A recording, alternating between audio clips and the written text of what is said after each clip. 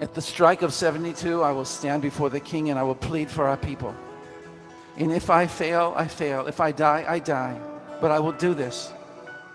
She takes charge. And Mordecai says, I'm under your charge now, Esther. You're in charge. And so at the end of 70 hours, she bathes. And it says, Vatilbash Esther Malchut. Vatilbash Esther Malchut. She dressed up in royalty. And the Talmud says, it doesn't say that she dressed up in royal clothes. She dressed up in royalty.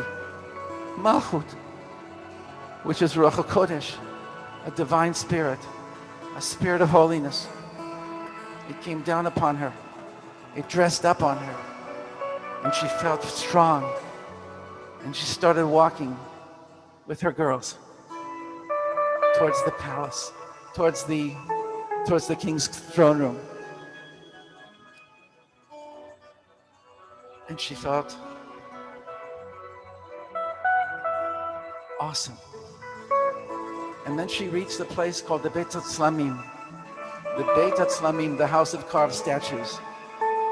Imagine you're walking through a hall, a very high ceiling wall with statues on both sides. Big, large, huge wooden statues of kings sitting in big thrones on your right and on your left. Persian kings, all the kings of antiquity, especially the kings of Persia. And all of a sudden, as she gets into this hall, which is just before the king's throne room, she feels abandoned. She feels like, how can I go on? All of a sudden, I don't feel that you're with me, Hashem. She says, Eli, Eli, lama zavtani. Why, Hashem, God, why have you forsaken me? I can't go in alone. I need you so much. Before we get to the next level in our lives, it's almost as if it's not going to happen. It's almost as if it all falls apart. Where was God at that moment for Esther? Why did she have to go through that? Why do we have to go through what we're having to go through now? Why is the world going through what it's going through now? Because something is about to happen.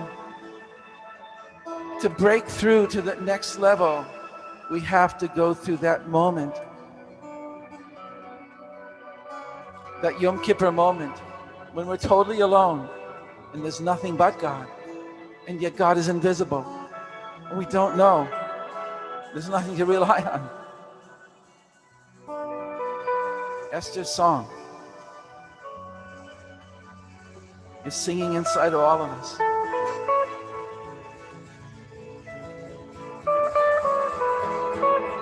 Rising up all the way to heaven, giving us hope, knowing that nothing can stop us. Hashem, you were just hiding. I had to feel like you weren't with me, but you were in the deepest way. Why does it have to be like that? We don't know. The pain that we suffer, that we endure. When we look at people suffering, when we look at ourselves, whoa.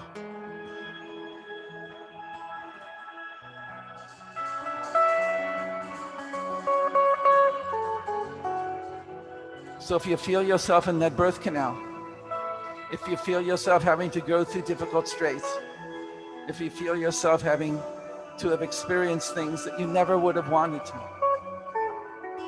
but if you knew, if you only knew, if all of us knew that it was a plan and that this is our birth, this is the birth of consciousness that we've all been waiting for, that we were born for, that we were put here for, that deep knowing can break through. And we come before the King. And the King is all over. And there's nothing but heaven. and nothing but Sinai, and nothing but light. And all the world disappears, and there's just us and God.